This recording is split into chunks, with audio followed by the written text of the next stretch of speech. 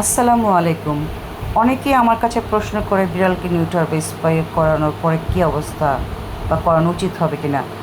এ বিষয় নিয়ে আমার মনে অনেক প্রশ্ন ছিল, আমিও অনেক দ্বিধাদ্বন্দ্বে ছিলাম, যার কারণে আমার আগে সেভাবে বিড়ালের বাচ্চা টাচ্চা না হলেও এই টমিকে লালন পালন করার পর আমার ও 5বার বাচ্চার মা হয়েছে। অবশেষে আমি বাধ্য হয়ে স্প্রে করাইছি এবং তার পরবর্তীতে আমার যে বর্তমানে যে নাতি নাতনি আছে বা নাতির পুতি আছে, এদের ছেলে মেয়ে সবাইকে আমি নিউটারের স্প্রে করিয়ে দিছি। আসলে এটি নিয়ে অনেকে ভ্রান্ত ধারণা বা ভয় থাকে, আমারও ছিল, কিন্তু ইসলামিকভাবেও যদি কোনো প্রাণীর জীবিত থাকার জন্য বা ভালো থাকার জন্য নিউটার বা স্প্রে করা যায় তো সেটাই করা ভালো। বিড়ালকে নিউটার বা স্প্রে করানো হয় তাদের প্রজনন ক্ষমতা বন্ধ করে দেওয়ার জন্য, আর ছেলেদের করানো হয় নিউটার, মেয়েদের করানো হয় স্প্রে। নিউটার বা স্প্রে করলে বেশ কিছু উপকারিতা হয়, যেমন বিড়াল অবাঞ্ছিত সন্তান জন্মদান করেন না, জনসংখ্যা নিয়ন্ত্রণ হয় এবং ওরা স্বভাবে কিছুটা শান্ত হয় এবং অনেকে বলে দীর্ঘজীবীও হয়। ছেলে অথবা মেয়ে হিটে আসলে তারা বাইরে যায় না বা বেশি একটা উত্তেজিত হয় না, ঘরেই থাকে। মেয়ে বিড়ালদের একটা সময় পারমেট্রা হয়ে যায় অধিক বাচ্চা দেওয়ার ফলে, যার কারণে এই স্প্রে করলে পারমেট্রা হয় না। এমনকি ছেলে বিড়ালরা স্প্রেইং করে ঘরবাড়ি নষ্ট করে না, নিউটার করলে সেটাও বন্ধ হয়ে যায়। এখানে আমার সবচেয়ে ছোটো নাতনি ভুতুকে নিয়ে আমি ডক্টরের কাছে যাচ্ছিলাম, সেই অভিজ্ঞতা আজকে শেয়ার করব। ও যদিও গাড়িতে অনেক চিৎকার চেঁচামি করছিল। এরপর আমরা কেয়ার অ্যান্ড কিউর ভেটেরিনারিতে যাই, যেটা হচ্ছে ধানমন্ডির সাথে। এসে এখানকার সাদ্দাম ভাই এবং শ্রীকান্ত, ওনারা হচ্ছেন মেইনলি এই সার্জারির জন্য বিখ্যাত বা জনপ্রিয়। মেইনলি ওনাদের কাছে যাওয়ার উদ্দেশ্যটা চিকিৎসা পারপাস প্লাস আমার সবগুলো বাচ্চার স্প্রে নিউটার ওনাকে দিয়ে করাইছি। এখানে খরচ কেমন হয় সেটা আপনার ফোন করে জেনে নেবেন। তবে আমি যখন করাইছিলাম তখন 2500-3000 প্লাস ছিল, এখন 3500-4000 হতে পারে স্প্রে করাতে। নিউটার 2-2500 হয়ে গেছে।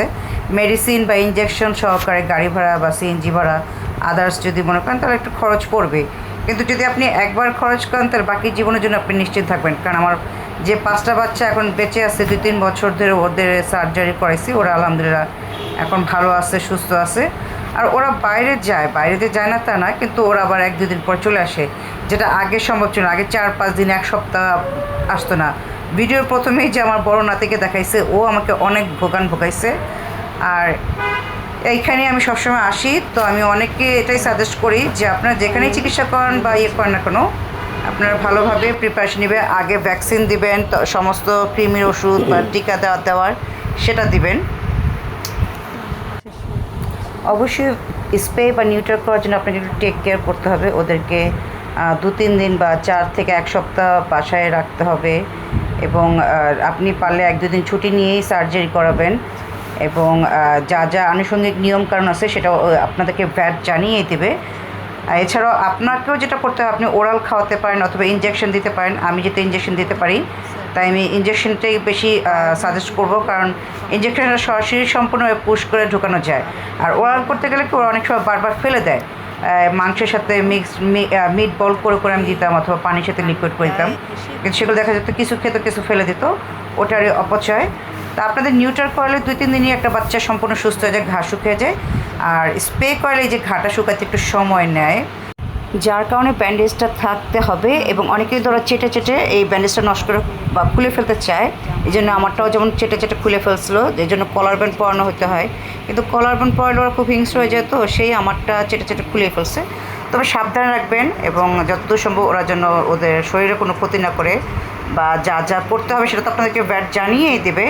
তাই আমি মনে করি আপনারা সময় নষ্ট করবেন না। এখন শীতের সময় এমনিতেই আপনাদের ভ্যাকসিন দিতে হবে যাতে র্যাবিস বা ফ্লুয়ে আক্রান্ত হন, বিড়ালগুলো অকালে না মারা যায়। আপনার আদরের বিড়ালকে আরও দীর্ঘজীবী, আরও সুস্থ করে রাখতে চাইলে অবশ্যই কিছু টাকা খরচ হলে এবং কিছু পরিশ্রম করে কষ্ট করে হলেও ওদেরকে ভ্যাকসিন দিবেন এবং সময় মতো নিউটার স্প্রে করে ফেলবেন। আপনারা আপনাদের বাচ্চাকে সুস্থ রাখুন এবং আমার বাচ্চাদের জন্য দোয়া করবেন যাতে আমি ওদেরকে আরও দীর্ঘদিন আমার কাছে রাখতে পারি। পৃথিবীর সকল বিড়াল, কুকুর বা সকল পশু প্রাণী যেন মানুষের সাথে সহাবস্থান থাকতে পারে, সেজন্যই আপনারা আরও যত্ন নিন। এখানে একটি নিয়মাবলী দিয়ে দেওয়া হলো অপারেশন পরবর্তী কী করতে হয়। তো আমার এই ভিডিওটি যদি আপনাদের উপকারে এসে থাকে তাহলে আমার পরিশ্রম সার্থক। আমাদের জন্য দোয়া করবেন। ভালো থাকবেন। ধন্যবাদ।